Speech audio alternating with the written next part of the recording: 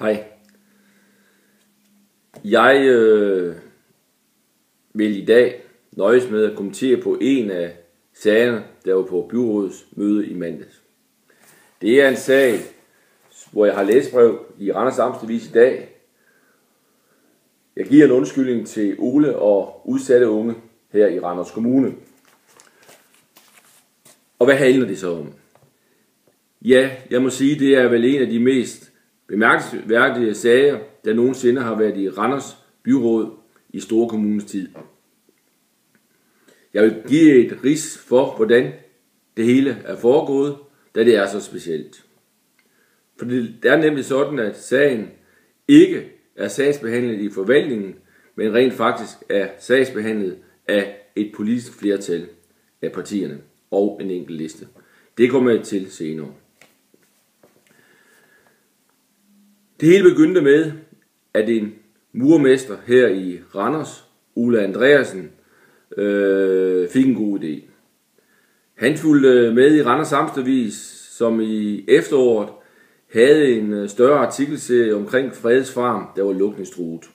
Fordi Randers Kommune ikke længere vil bruge denne gode tilbud for unge mennesker, der har svært ved livet, har svært ved skolegangen i folkeskoletiden. Fredes Farm 2, jeg siger 2, for i dag er det desværre lukket ned, imod unge mennesker, som almindelige folkeskole og mange af specialskolerne ikke kunne huse. Ole Andreasen, murmesteren, synes det var synd og skam, at sådan et tilbud skulle lukke. Han kendte ikke Fredes Farms ejer, men fattede sympati for hele ideen derude gennem pressen. Jeg har fået fortalt af murmesteren, at han følgelig gik ned til forvaltningen på Laksetorvet for at høre, om der ikke kunne gøres et eller andet, så Fredes Farm kunne bestå. Og han havde den idé, fremragende idé, synes Radikale Venstre, at man kunne lave en eller anden ordning, hvor at skolebørn, mens de gik i folkeskoledelen på Fredes Farm, skulle komme ud på virksomhederne. Han havde været i kontakt med et netværk af sine virksomheder, håndværkervirksomheder. Og så i 7. og 10. klassetrinene skulle de ud og være på skolerne og prøve at få et rigtigt arbejde i praktik, kan man sige. De her elever er jo, eller unge mennesker, udsatte unge, er jo mennesker, som har det meget, meget svært, hvis fremtid egentlig for dem kun er overførselsindkomst. De har en baggrund, der gør, at de ikke har grund til større optimisme. Det vil Ole lave op på, og derfor kontaktede han Laksetorvet. Og det skal siges, at Fredes Farm var med i hans kuffert. Ole fremlagde ideen omkring, at de udsatte unge skulle på Fredes Farm, og så efterfølgende skulle de på en skoleperiode, og så kommer det fremragende ideen, så vil Ole Andreasen, murermesteren, og de virksomheder, der nu var med, det endte med 12 i alt, og flere var på vej, kan jeg forstå på murermesteren, de vil garantere de her meget, meget sårbare unge mennesker en læreplads. Det er aldrig set i Danmark noget, der ligner det her, at virksomheder kommer og tilbyder deres, man kan sige, deres ekspertise, tilbyder elevplads, tilbyder at være mentorer, helt frivilligt, uden at det skal koste kommunen en krone. Laksetorvet sagde nej, de ville ikke være med, de kunne ikke se intentionen med det åbenbart. I hvert fald, ifølge murermesteren, lovede forvaltningen og kompagni at ringe tilbage i januar måned dette år, 2013. Det gjorde de aldrig. Ole Andreasen vidste gennem en kontakt, han havde taget til Fredes Farm, at undertegnede og Radikale Venstre, vi er meget positivt for det arbejde, der bliver gjort for svage, sårbare unge ude i Fredes Farm. historisk set. Da han fik det at vide, kontaktede Ole Andreasen undertegnede og spurgte, om jeg dog ikke kunne prøve at få et politisk flertal med på denne idé, han nu havde fået. Ideen omkring, at virksomheder her i Randers skulle gå ind og tage et socialt ansvar for kommunens mest udsatte unge mennesker. Og selvfølgelig kunne jeg ikke sige nej til udfordringen. Selvfølgelig kunne jeg ikke sige nej, når jeg tænker på, hvilke slags mennesker vi har med at gøre her. Det handler jo om menneskelighed, og det handler vel egentlig også, hvis man skal bruge et ord, visse partier elsker solidaritet. Jeg sagde til Ole Andreasen, at det vigtigste, det er jo at få Venstre med, fordi de har 9 mandater, og vi skal være op og være 16, for at vi kan indstille det, og er rimelig sikker på, at det bliver stemt ind. Jeg har en god dialog med Venstre. Vi kan sige, at dialogen med partierne her har taget nogle måneder, men det startede som sagt med Venstre, fordi de 9 var jo rimelig vigtige, de 9 mandater Venstre har. Venstre tog godt imod og sagde, at de ville snakke om det, og de havde så en længere dialog, hvor de drøftede, hvad der er fordele og ulemper ved det her projekt. Men det endte med, at Venstre gav et positivt signal omkring, at de mente, at alle 9 gerne ville være med. Næste led i kæden, jeg så kontaktede, var beboerlisten, som også efter nogle snakke antydede, at de var helt sikkert med, og de ville gerne med til en sagsfremstilling i byrådet. Så havde vi jo så Venstres 9, beboerlistens 2 og den ene radikale, det var så 13 mandater. Der manglede altså blot 3 mandater for, at der var et flertal. Eller 4 mandater. Det var jo. Og de 4 mandater, det var så selvfølgelig konservative, vi kunne få fat i, som jo som regel gerne gør det, som arbejdsgiverne har af gode idéer. Der var Dansk Folkeparti og endelig løsgængeren Erik Poulsen.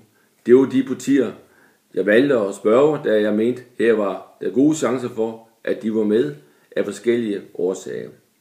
Og jeg kan sige for alle de partier og den ene liste, beboerlisten, som var med som forslagsstiller, der var der én ting, de især synes godt om.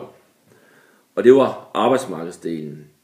Det at Ole Andreasen og hans netværk af virksomheder tilbyder lærepladser efterfølgende, og samtidig også tilbyder, at et unge kan komme ud og prøve forskellige brancher, mens de går på Fredes Farm. Det tændte alle, så at sige. For forrige søndag blev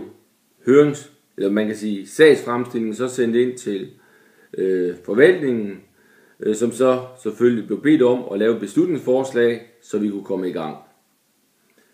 Der sker selvfølgelig, når forvaltningen modtager noget, så skal borgmesteren, og for tiden har vi jo en konstitueret borgmester, have at vide, hvad der kommer af sager på det kommende byrådsmøde. Og jeg må nok sige, der var et parti, der hed Socialdemokratiet, som jo ikke var blandt forslagsstillerne, der fik travlt. De ønskede absolut ikke, at det her skulle vedtages åbenlyst. For de lavede et gigantisk pres på konservativ, Dansk Folkeparti og Erik Poulsen, og anklagede dem for et budgetbrud. Forligsbrud, kan man sige, til budgettet. Hvad det nu egentlig ikke var, så har der været mange forligsbrud i den tid, jeg har siddet i Store Kommunes historie, og det er jo snart 8 år. Men de anklagede dem og pressede dem en hel uge, kan man sige, frem til byrådsmødet i mandags. Jeg forsøgte at overtale Erik Poulsen, Dansk Folkeparti og Konservative til at sige, hør nu her, det er så vigtigt for de udsatte unge. Det er så fremragende idé, som erhvervslivet de tilbyder Randers Byråd. Fasthold, hvis I hører på Socialdemokratiets beskyldninger, jamen så begår I en af de største politiske fejl nogensinde i jeres politiske karriere. Og det var også meget tæt på, at de 3 partier løsgængere havde fastholdt. Men desværre så endte det jo egentlig med, at det ikke blev en lykkelig historie det her indtil videre. Mandag lige før byrådsmødet havde vi en god snak, også partier, der indstillede sagen omkring projekt Sårbare og Utilpassede Unge, som det hedder. Og vi blev enige om, at man kunne lave et ændringsforslag, således at økonomien på Fredets Farm blev lavere i resten af dette år, så der i hvert fald ikke var øget økonomi i det her, og så kunne man køre opskalere fra årsskiftet igennem det nye budget. Men det var jo sådan, at da de konservative, Dansk Folkeparti og Erik Poulsen fremlagde det for Socialdemokratiet, ja, så mente de stadigvæk, at det var forligsbrud. De ville bare ikke have, at det her fremragende projekt blev vedtaget. Måske som en af mine medlemmer i min bestyrelse her i Radikale Venstre i Randers siger, vel fordi, at en god idé er kommet fra det forkerte sted. Det er jo politik, når det er ringest, at man stemmer mod noget, på grund af, at man vil vise sin magt, frem for at man ser på sagens indhold og potentiale. Det kommer i byrådssalen, og her ender det så med, at efter en lang debat på måske næsten en time, der ender det med, at Socialdemokratiet får deres vilje hos de partier, de har presset i en hel uge omkring forligsbrud. Og jeg kan bare sige, at det var jo ændringsforslag, som gjorde, at det ikke ville være et forligsbrud. Det gentager jeg, og det viser jo bare, at det måtte ikke vedtages. Derfor har jeg i dagens avis et stort læserbrev, hvor jeg giver en undskyldning til Ole og de udsatte unge i Randers. For det er jo de udsatte unge, der er taberne i det her spil. Og jeg vil også sige, at Ole også er en taber, fordi han har gjort et mega stort stykke arbejde her. Han har faktisk dagligt de seneste uger kørt rundt til virksomheder og spurgt, om de dog ikke vil være med. Og han har snakket med Fred, og han har også været i forvaltningen. Han har holdt møder midt på dagen, også med mig, undertegnet, hvor vi har drøftet, hvordan kan vi få det her til at lykkes. Tak til Ole for indsatsen, vil jeg sige her afslutningsvis. Under alle omstændigheder har du, Ole, gennem din henvendelse til mig, og det arbejde, der så er kommet ud af det, den sagsfremstilling, som jo endte med kun var beboerlisten Venstre og Radikale Venstre, der sagde ja til i byrådssalen. Den sagsfremstilling har jo sat de udsatte unge på dagsordenen her i Randers Kommune. Jeg ved jo fra avisen i går, at murmester Ole og Fredets Farm er i kontakt til forvaltningen, hvor der åbenbart arbejdes på at måske at få lavet en løsning, som ligner noget af det, som vi egentlig kunne have besluttet i mandags. Om det lykkes, ved jeg ikke i denne her stund, hvor jeg filmer optagelsen, men jeg ved, hvis byrådsflertallet, eller jeg havde faktisk håbet på 31 medlemmer, i mandags havde sagt ja til sagsfremstillingen, så havde projekt Unge og Sårbare Borgere været i skabet, var vel jo besluttet, og forvaltningen havde været i gang med at arbejde med virksomheden og Fredets Farm om at få det op at stå. Der var fuglen på fingeren. Men lige nu, er fuglene fløjet op på taget, og erhvervsvirksomhederne vender tilbage. Det ved jeg ikke. Det ved kun murmester Ole Andreasen. Og Fredets Farm, jamen de skal have noget at lave, hvis den skal overleve. Jeg ved jo, at i tidens morgen har Randers Kommune givet en hensigtserklæring om, at de vil bakke op om Fredets Farm. Og den er de jo også løbet fra for lidt over et år siden. Så der er mange triste ting her i den her sag, som jo handler om de utilpassede unge. Men det allermest triste, det allermest skammelige, det er, at lige nu ved vi ikke, om de unge får tilbud om en elevplads, læreplads ude hos erhvervslivet.